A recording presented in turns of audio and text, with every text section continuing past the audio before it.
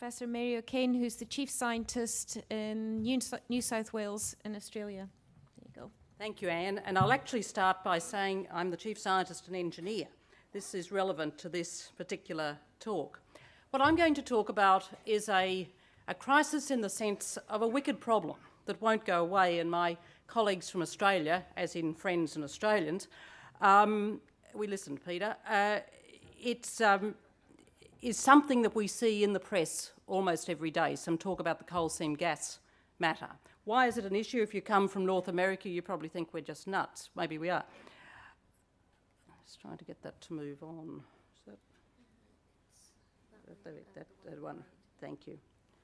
Still not moving. Pointed at that. You got it, all right. The issue here is that, and we went too far, before. In New South Wales, and I won't cover the whole of the country, we have a lot of very high quality black coal and therefore quite a lot of coal seam gas. The concern was that the state, which is the largest state in Australia, has about a third of the population of the country, would run out of gas if it didn't use the coal seam gas. And it had been extracted for some years, for about 10 years, not in large amounts, but at a fair level.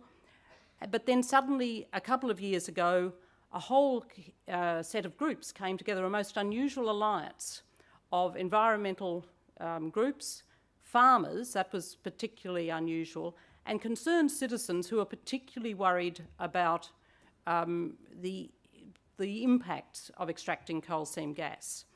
And they raised issues about health, about water, about land, and said, why should we, why don't we just leave it there? You also need to know that in New South Wales, a lot of us live over the coal. It's not as though the coal is a long way from the population centres. So the government got itself into a rather stuck position where the industry was screaming and saying, look, you let us run for years, why are you suddenly trying to close it? And there was a very strong set of lobby groups which particularly lined up, ironically, with a lot of the government of the day in terms of political persuasion, saying don't do it. So the government decided the only thing to do was to call in the Chief Scientist and Engineer and to see what the technical science engineering matters were. Just to summarise the technical situation, I suppose I could start by saying one of the very angry petroleum companies came in to see me early on in the review that was called to look at this and said, I don't know why you're looking at this silly review. Coal seam gas is just girly gas. It's just easy to handle. And this actually had been, we discovered, something of an issue, that it had been taken out for years, but as those of you who are from the geosciences would know, the technologies are very well known, very established. What's less established is for New South Wales, the hydrogeology of the state, although it's we export a lot of our coal, we still don't know our hydrogeology particularly well. And as generally happens when you're applying known technologies into an unknown geological space, you will get accidents, as we've tried to say in our messaging around this. So it's, in many ways, though, it's not an unusual phenomenon in the extractive industries. It's that Australia is in a position at the moment where people are particularly concerned about the iconic issues of water. We always are concerned about water. We're a big dry continent. But this in particular worries people about the underground water, the groundwater, and the whole issue of contamination of the aquifers was the main scientific issue raised. So what happened? The government called the review and it finishes in September, and you might say, why did it take so long, particularly if we're talking about an area in crisis? It took so long because the government said I was to assure the government about compliance issues with regard to every coal seam gas well in New South Wales. The first problem was the relevant resources department has not even till today been able to tell me how many there are. And understanding the compliance is quite an issue in here. We set the review up and faced a series of issues. One, a very positive one, we were assured of absolute independence, and that has been strenuously supported by both government and opposition. The New South Wales government, again a bipartisan approach, is very much pro-open government, and there's a whole series of legislative arrangements for that. We went along with that in the review. Everything we've done is published. We put it out. If there's a Freedom of Information request, a so-called GIPA request in New South Wales, we just put all the correspondence out very, very publicly. We deliberately consulted widely and asked people to tell us what the issues were. More internally, both in the office and with the advisors that we called in, we then had to work out what we were really doing. And one of the issues, what are the precise questions here? How do you formulate them so you can get appropriate experts to answer them? And that became a very important issue, to make sure we actually understood them and then refined them.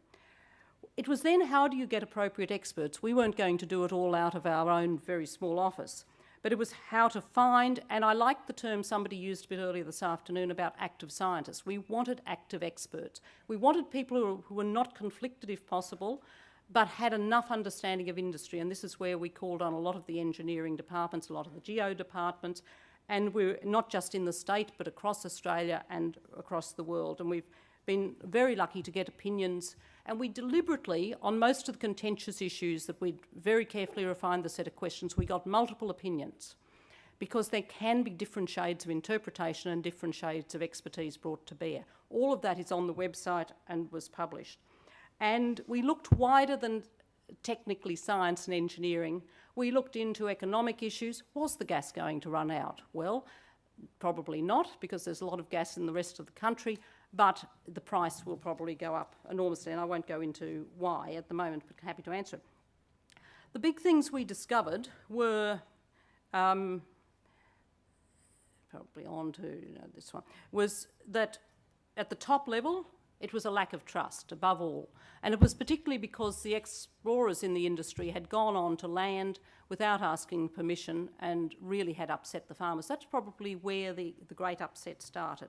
So it became lack of trust, land issues, the water issue I talked about, which is probably the biggest of the scientific issues, and health issues about which we were able to find very little evidence, either that there was an issue or evidence of studying.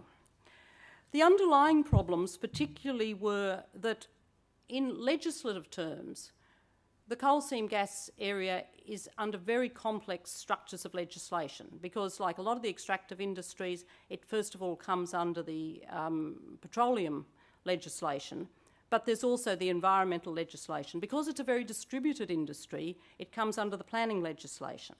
So all of that has very complex series of acts that have grown like topsy over time, and you get very odd requirements. There's also a lot of ministerial discretion in the acts, and so you can get requirements on the companies that are actually almost contradictory at times, and nobody had ever really looked at it.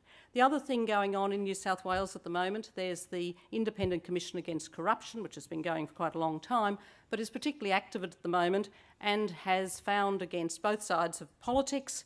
So there's a real lack of trust of politicians in the state, and also particularly with regard the corruption and coal matters have come together. Was it affecting coal seam gas?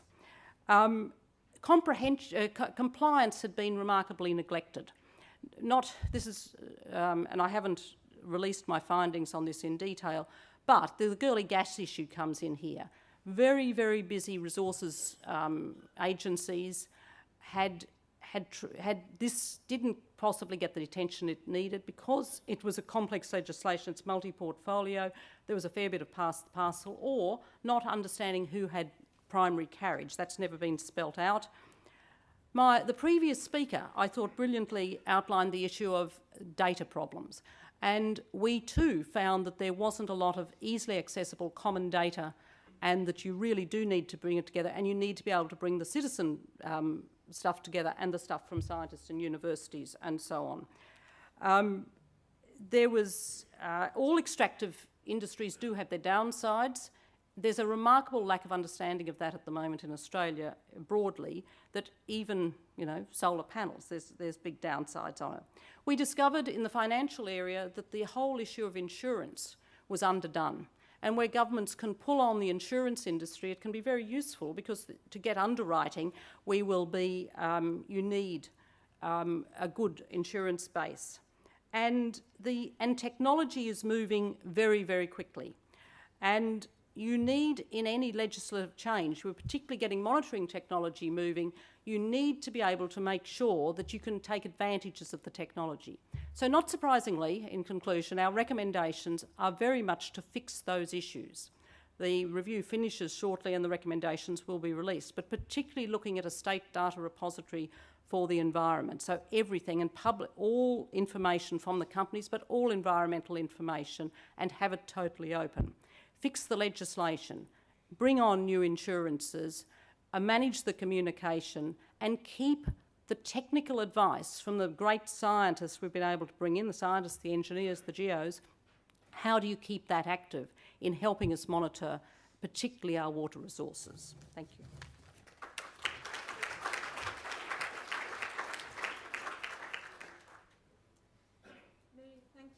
Thank you.